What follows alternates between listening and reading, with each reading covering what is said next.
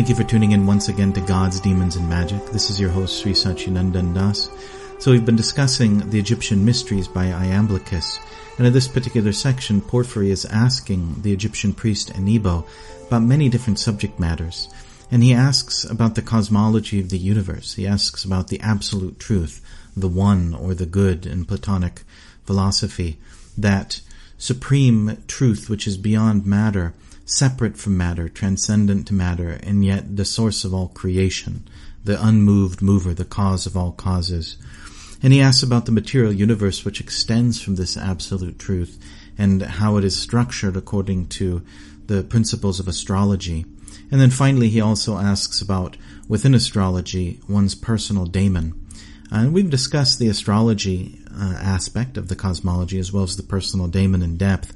So we want to talk today a little bit about the absolute truth, or the one. In this earthly realm, we look up into the sky and we see a brilliant ball of fire. And just as the soul is the principle of life within the body, so similarly the sun, that ball of light, is the principle of life within the universe. When you look up into the sky and you see the sun, you're essentially within the body of the universe looking up at the soul. The plants that we eat, the oxygen that we breathe, it all comes from the power of the sun through photosynthesis. The sun also creates stability. It regulates nature. It causes the consistency of the seasons, as well as the movements of the weather.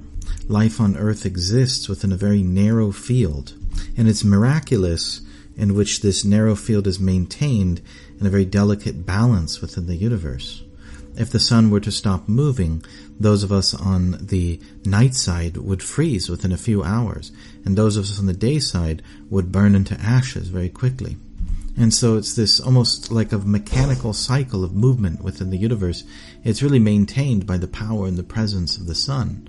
Just as a king, the presence of the king creates law and order within his kingdom, so the presence of the sun creates order and consistency within the universe, upon which life itself is based. The sun is also the source of creation of this solar system and everything we experience. All the elements, with the exception of the man-made ones that you find on the periodic table, they come from the sun. They're born within the belly of the sun, like a furnace. All of the iron, all of the nickel, everything that the planets are made of, including our own bodies, including all of the plants and trees, everything is actually born within the sun.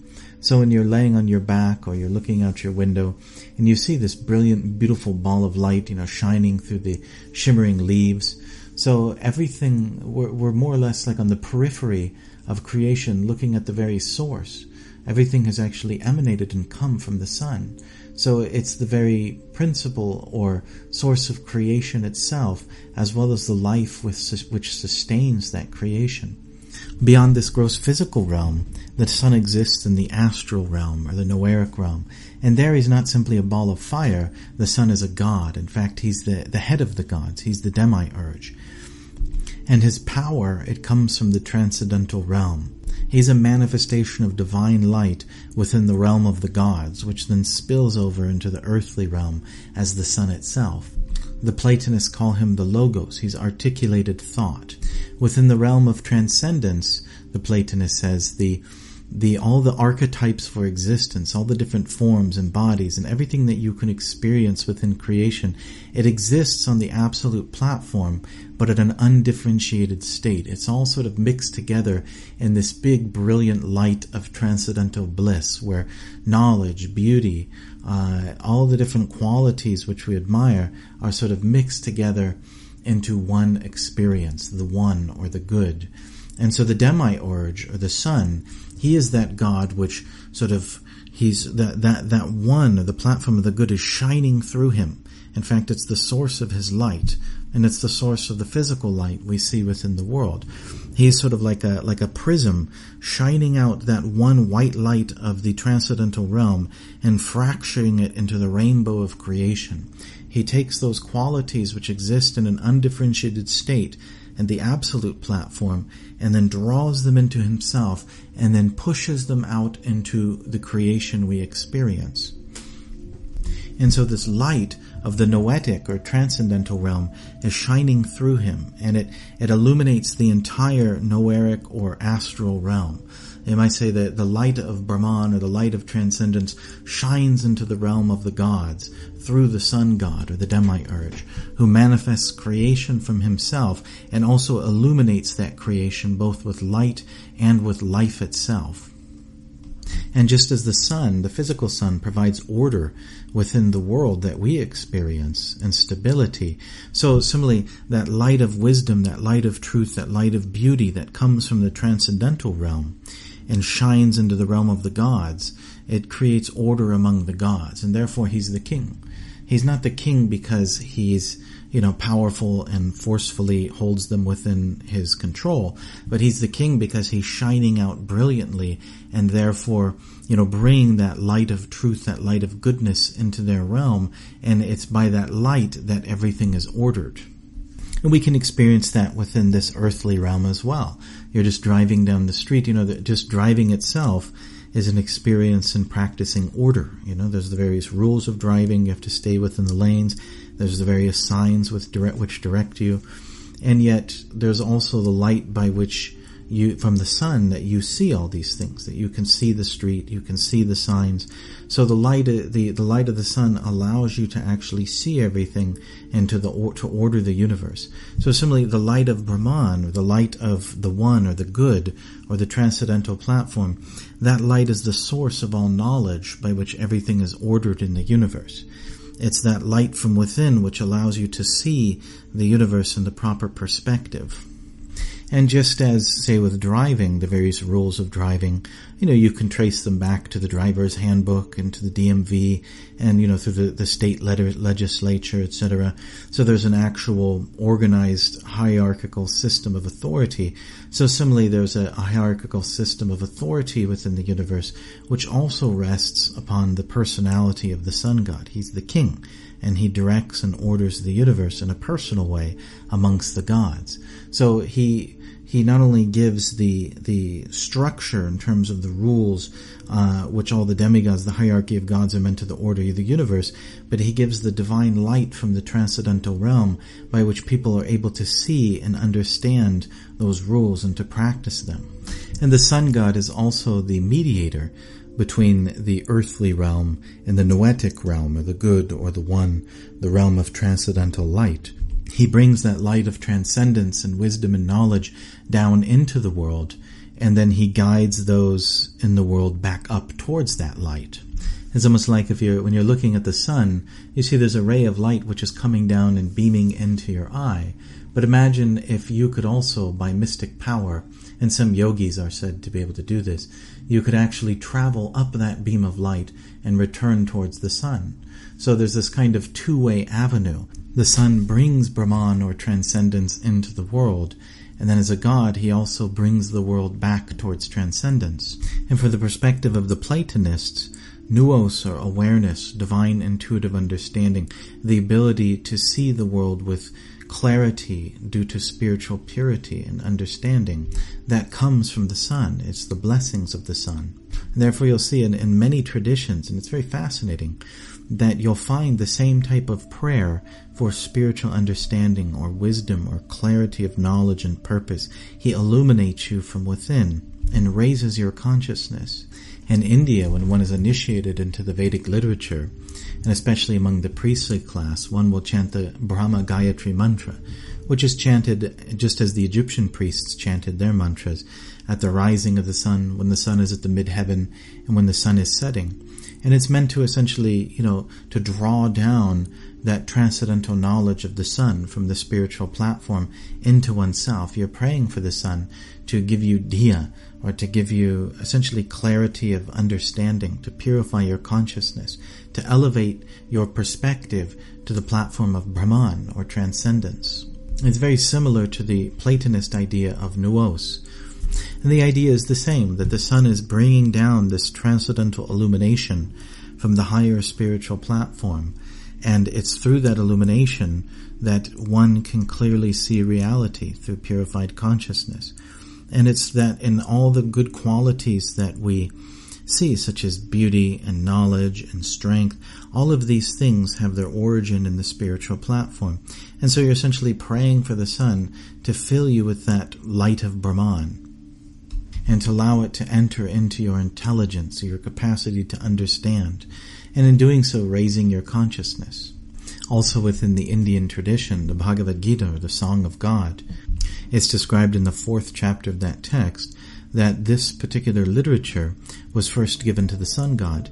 And the Bhagavad Gita is a kind of exposition on the different systems of yoga and how one can approach the absolute truth through bhakti or devotional yoga, through jnana or contemplation, through dhyan or transcendental knowledge, through meditation. So all these different systems of yoga raise one's consciousness towards the transcendental platform. And especially emphasized there is that one has to learn to do their duties, their worldly duties, in divine consciousness, doing them as a sacrifice, ultimately to God, but doing them in a detached state of consciousness as a kind of meditation. And this was given to the sun god as a kind of guide for the universe. The sun god is meant to then disseminate this throughout the royal order of the demigods, and introduce into the realm of the gods, as well as into the earthly realm, where it was meant to come down as kind of like a handbook among kings. And so that the kings themselves were meant to perform their duties as the authorities of human society in divine consciousness. They're meant to be in a meditative state and doing their duty as a king, detached from the fruits of their work, as well as understanding their position as a pure spiritual spark, as a soul, and not as their physical body, and ultimately doing it as an offering to God, so that their consciousness enters into enlightenment while they're doing their duty. It's very similar to in Plato's idea of the philosopher king, or as you'll see in ancient Egypt, the pharaoh was also supposed to be a sort of a combination of essentially a transcendentally realized priest who's in the position of a king. And so the sun, as a god, is meant to extend into human society divine wisdom and invest within the leadership of society essentially saintly character and saintly consciousness. And when the leaders of society have this consciousness, then the rest of society becomes illuminated. So it's that transcendental illumination carried down into the world through the sun and all the way into the furthest reaches of human society, pushing out the darkness of ignorance or the darkness of sin. So that's the sun will do that, or the sun god will do that by teaching these divine scriptures as well. And then finally, on the highest platform, the Noetic platform, the transcendental platform of the One, the Good, or in the Indian tradition, Brahman, this platform is considered the divine source of the sun. Rather, the sun is a sort of reflected manifestation of this higher platform into the world. And that world is again one of divine light. And Plato and Socrates discuss this in great detail. In fact, Socrates says, as the sun illuminates the visible with light, so the idea of goodness illuminates the intelligible with truth, which in turn makes it possible for people to have knowledge or to understand everything else. It is the cause of knowledge itself, seeing things in its light, and it is the supreme object of knowledge. So meaning that this divine transcendental realm of light, which then comes into both the demigod realm as well as our gross physical earthly realm, as the sun god and the sun. So that light which is carried into this world, it's the cause of knowledge itself. It's the capacity to see things clearly. Just as we can only see things by the power of the sunlight, so in the same way, we can only know things by the power of the light of Brahman, or the light of the absolute realm, or the good, or the one. It is knowledge itself. It is that illumination which allows us to see, sort of imagine that illumination inside of ourselves shining through our own eyes. And then it's through that light from our own eyes that we look upon the world and see things truthfully or in their proper perspective. And the one, or the good, is the supreme object of knowledge. Meaning as you filled or endowed with that divine light within yourself and able to see the world clearly with a spiritual lens, then the ultimate thing that you can see, the highest level of knowledge, is when you then turn your vision back towards the one, or the good. So it is the absolute truth, the supreme objective. There may be so many different categories of knowledge, such as chemistry, biology, mathematics, But ultimately, that science which actually leads one or shows one to the one or the good or the absolute truth, that's the highest form of knowledge. And the Vedic literatures, especially the Upanishads and the Vedanta Sutra, they go into great detail about this transcendental platform of pure unity and light. In fact, it's called the Brahma Jyoti, or the light of Brahman. It's described as Sukhasya Kantikasya Cha. It's the ultimate abode of transcendental bliss or happiness. In some of the Vedic literatures and Upanishads, such as the Ishopanishad or Srimad Bhagavatam, they even describe that one should go through that light or beyond that light, that it's considered a yoga maya, or a kind of curtain which hides the supreme feature of the absolute truth, which is ultimately personal. In other words, one has to penetrate through this light and actually come to the source of the light. Just as you see the sunlight shining in the sky brilliantly, one can actually penetrate the sunlight and come to the sun globe itself, and there, perhaps in the Noeric realm, meet the sun god.